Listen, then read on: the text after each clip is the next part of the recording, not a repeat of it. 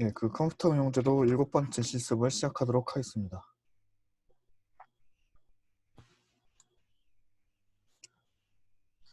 일단은 숙제를 먼저 설명을 좀 드리면, 숙제는 이렇게 어떤 제품, 유명한 제품 있죠. 이 제품들을 조립하는 예제를 드릴 겁니다. 그 제품 예제를 조립을 한 다음에 거기 또 메커니즘을 넣을 수 있게 안내하는 동영상이 있습니다. 제가 이번 수업에서는 간단하게 메커니즘에 대해서 설명을 드릴 건데, 제가 또 이제 수업이 끝나면은 메커니즘이랑 어셈블리 또 애니메이션에 대한 다른 동영상 링크를 올려드릴 거예요. 그래서 그거를 한번 확인해 보시고 그대로 만들어서 진행을 하시면 됩니다. 이 부품들 자체는 모두 모델링이 되어 있습니다. 그렇기 때문에 이거를 그대로 어셈블 하시고 메커니즘만 넣으시면은 바로 숙제를 진행하실 수 있을 것 같습니다. 실제로 이제 이거를 상세하게 기술하는 게 보고서에다 기술하는 게 숙제이기 때문에 실제로 제가 올려드린 그 동영상들을 확인을 하셔야지만 숙제를 진행을 할 수가 있을 겁니다. 향후 일정에 대해서 좀 간략하게 설명을 드리겠습니다. 나중에 사이버 캠퍼스에도 또 공지를 하긴 할 건데요. 먼저 좀 알려드리면은 프로젝트가 있죠. 프로젝트 같은 경우는 지금쯤 모두 모델링을 시작하셨을 것 같습니다. 그 모델링이 이제 뭐 거의 끝났는데도 벌써 있을 수도 있고요. 근데 제가 이제 어셈블리 같은 것도 진도를 나갔으니까 이제 어셈블리 나가는 데도 있을 테고, 뭐 어쨌든 발표 날짜는 6월 11일 지금 예상을 하고 있습니다. 원래는 6월 4일이랑 6월 11일 양일간 조를 나눠서 발표를 하려고 했는데, 그렇게 되면 아무래도 좀 형평성 문제도 있고 해서 6월 11일에 모두 한 번에 발표하는 걸로 하기로 하겠습니다. 발표 순서 같은 경우는 그냥 조 순서대로 그대로 진행을 할지 아니면은 무작위로 추첨을 해서 순서를 정할지 나중에 또 공지를 해드리겠습니다. 일단은 무작위로 정하는 걸 좀 고려를 하고 있고요. 그렇기 때문에 자기 순서가 어떻게 될지 모르기 때문에, 그리고 6월 11일에 무조건 다 발표하기 때문에 순서에 크게 개의치 않고 미리 준비를 꼭 하시기 바랍니다. 발표 시간 같은 경우는 저희가 원래 오전 오후 수업인데 오후에만 발표를 하려고 해서 조금 빠듯합니다. 그래서 발표 시간을 꼭 준수를 해주시고요. 시간에 대한 채점 항목도 있으니까 꼭 여러 번 연습을 해서 정해진 시간 안에 발표할 수 있도록 준비해 주시기 바랍니다. 기말고사 같은 경우는 6월 18일 예상하고 있습니다. 10시부터 12시까지 시험을 볼 거고요. 시험 강의실은 아직 결정이 안 됐습니다. 그날 워낙 보는 과목들이 많아서 그 과사에서 조율을 하고 나중에 알려드리도록 하겠습니다. 시험 범위 같은 경우는 저희가 이번 학기에 나간 실습 전체 범위가 될 것 같습니다. 이론 같은 경우는 교수님께서 이제 강의 동영상을 올려주시긴 했는데 이론에서는 요번엔 좀 대면 강의가 없었기 때문에 좀 내기가 힘들 것 같고요. 대신 그 실습 같은 경우는 작년이랑 뭐 약간의 차이는 있지만 거의 진도를 다 나갔고, 그리고 또 여러분이 또 계속 그 동영상을 찾아서 볼 수 있기 때문에 실습 위주로 문제들을 출제를 하겠습니다. 간단한 것도 나가겠지만 대부분이 그렇게 쉽지는 않은 문제들이 나갈 거기 때문에 잘 준비를 하셔야 됩니다. 특히 제가 실습 동영상뿐만 아니라 뭐 실습 자료도 나눠드렸죠. 기어를 모델링 하는 거나 뭐 여러 가지 자료를 나눠드렸습니다. 그리고 뭐 또 요번에 뭐 메커니즘 나가게 되면 또 메커니즘에 대한 동영상도 올려드리고, 예전에 자동차 뭐 그 동영상도 올려드렸죠. 휠을 어떻게 모델링 하는지라든지 그런 범위 전체를 다룰 거기 때문에 실습 전체라고 생각을 하시고 시험 준비를 잘 하시면 될 것 같습니다.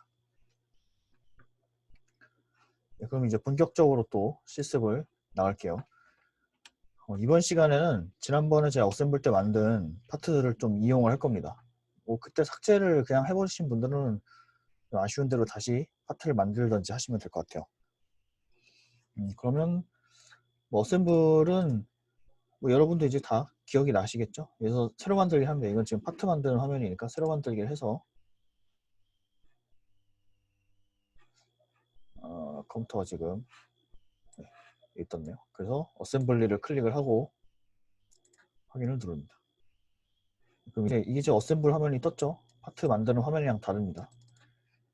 그리고 여기서 또 준비를 확인을 해 보겠습니다. 뭐 어셈블 같은 경우도 그런 모델 간의 관계를 잘 넣으려면은 MMKS 단위를 꼭 통일을 해 주시고요.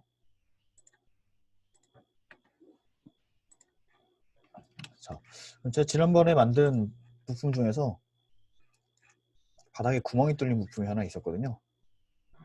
그게 어떤 건지 기억이 안 나는데 요걸 한번 열어보겠습니다. 딱 바로 찾았네요. 요거를 기본 값으로 구속을 해보겠습니다. 제가 그때 기본 값이 어떻게 구속을 하는 조건인지 말씀을 드렸죠. 부품이 가진 좌표계랑 전체 좌표계랑 일치를 시키는 게 기본값 구속입니다. 그래서 확인을 누르시고, 그럼 이제 부품이 하나 생겼죠. 이제 반복적으로 또 부품을 가져올 겁니다.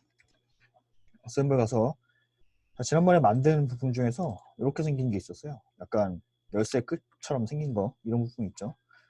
요거를 여기에 대해서 핀으로 구속을 할 겁니다. 자, 그럼 요거 중심을 선택을 하고 여기 클릭을 합니다. 지금 거리가 들어갔죠. 요거를 일치를 넣고요. 일치를 넣고 나서 핀 구속을 줘야 되니까 여기서 핀을 선택을 합니다. 그리고 밑면도 역시 일치를 시켜서 마무리를 합니다. 그 다음으로 이제 해야 될 일이 요거를 계속 불러올 거예요. 하나 더 불러와서 얘도 여기에 일치를 시키고요. 그리고 얘도 역시 핀 구속으로 해서 하나 더 만들겠습니다. 지금 평면이 너무 많죠? 평면이 너무 많으니까 평면을 좀 지워볼게요. 평면을 안 보고 시작하겠습니다. 그 다음에 또 할 거는 어셈블 가셔서 또 제가 요거를 반복 작업할 거예요. 몇 개 더 불러올 겁니다. 또 역시 이거를 수고하시고요. 그리고 여기서 또 핀하고 여기 일치를 시켜줍니다. 2개 정도 더 만들어야 되는데 이게 끝이 없네요. 또 해볼게요.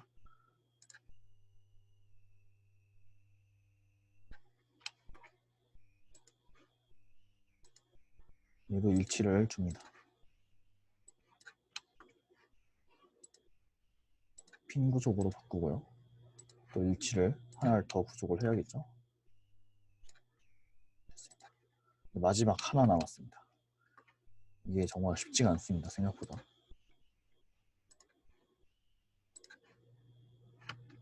또 일치를 주고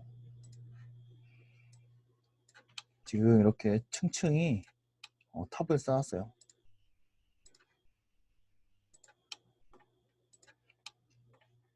자, 됐습니다. 그럼 이제 지난번에 어셈블 때 배운 거를 좀 기능들을 이용을 해볼게요. 제가 그때 컴포넌트 끌기를 해서 얘네가 어떻게 움직이는지 볼 수 있다고 말씀을 드렸습니다. 컴포넌트 끌기를 선택을 하시고요. 그리고 일단 스냅샷을 먼저 한번 찍어줍니다. 이 초기 자세를 한번 스냅샷을 찍어주고요. 닫기를 합니다. 닫기 할 필요 없었는데 컴포넌트 끌기를 다시 누르시고 자, 여기서 하나의 항목을 끌어볼게요. 이렇게 움직이죠. 얘는 얘 같은 경우는 여기가 지금 다 같이 움직입니다.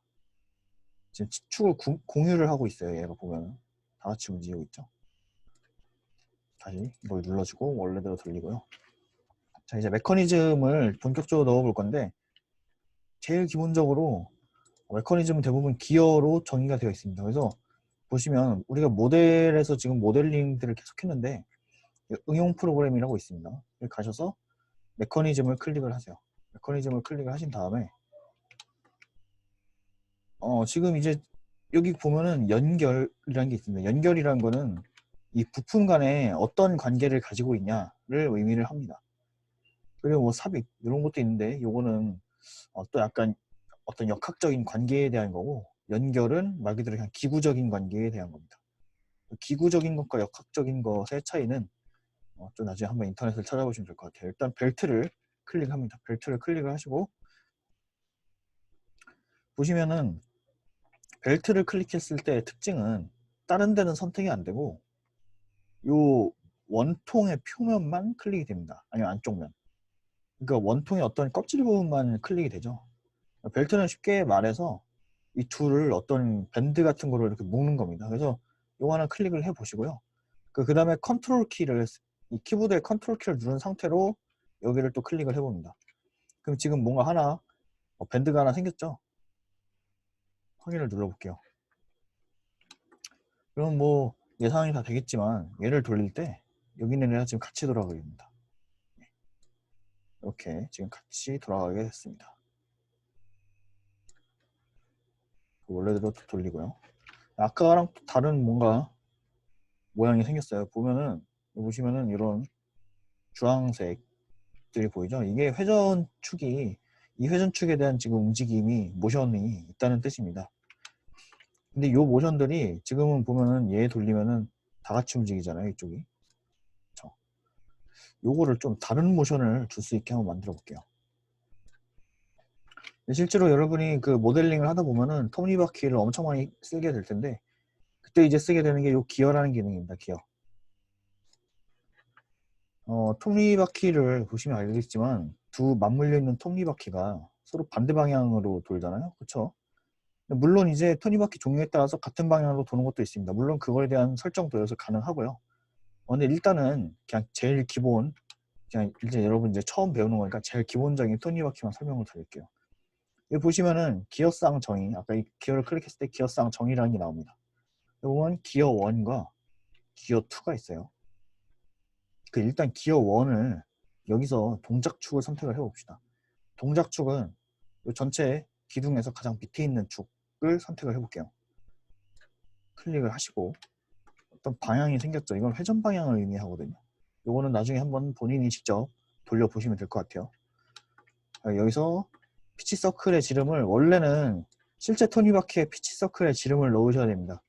톱니바퀴에는 피치 서클이라는 요소가 있거든요. 그거를 원래 넣으셔야 되는데 지금 이 원통은 딱히 그런 게 없으니까 적당히 한번 50이라는 숫자를 넣어 보겠습니다. 적용을 하시고요. 기어 2로 가시면은 두 번째 동작 축을 정의를 하게 됩니다. 자, 그때 여기서 이제 얘에 대해서 상대적으로 도는 애를 고르는 거거든요.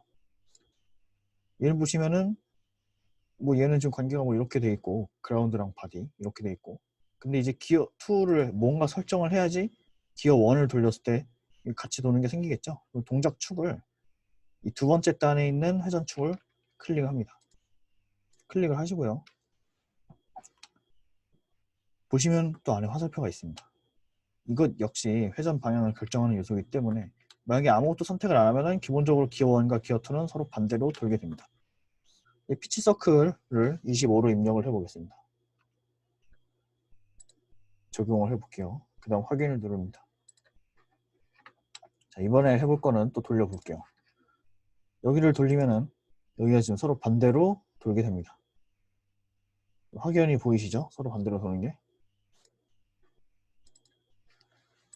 그 다음에 기어를 하나 더 넣어보겠습니다. 이 피치 서클을 조합하는 걸로 자기가 그 시작단의 회전수에 따라서 끝단의 회전수가 어떻게 되는지를 또 결정을 할 수가 있어요. 일단은 또 여기서 기어 1의 회전축을 골라봅시다. 아까는 기어 2였던 애를 이번엔 기어 1으로 줘서 얘의 피치 1 지름을 25로 넣어보겠습니다.